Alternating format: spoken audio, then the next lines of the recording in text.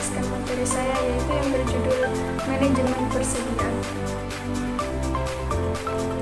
Oke, saya akan menjelaskan materi saya yaitu yang berjudul manajemen persediaan. Jadi apa sih yang dimaksud dengan manajemen persediaan itu?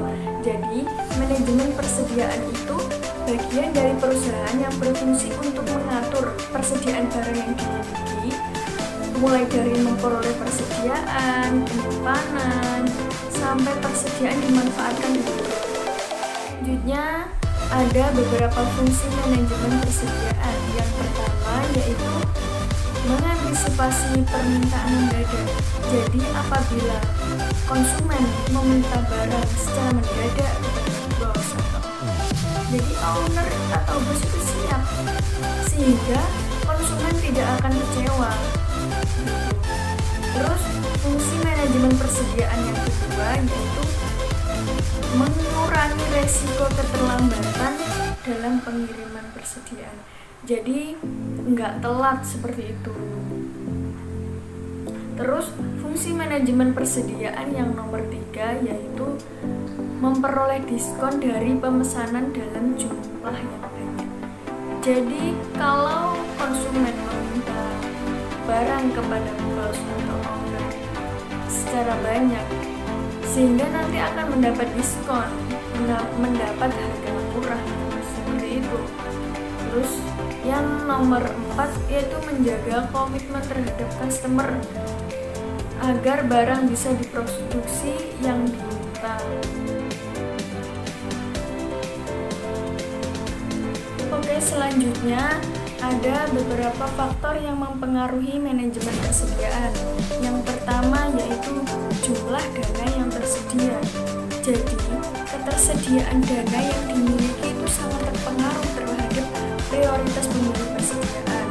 Terus yang kedua, frekuensi penggunaan. Jadi, semakin sering digunakan, maka semakin kecil frekuensi persediaan. Terus yang ketiga, daya tahan persediaan. Persediaan yang dimiliki daya tahan yang lemah, contohnya seperti daging, buah.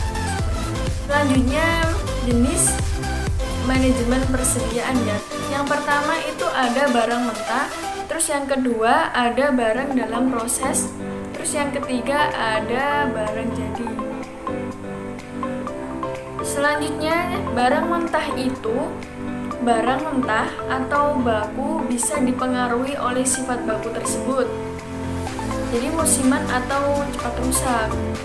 Terus kalau barang yang dalam proses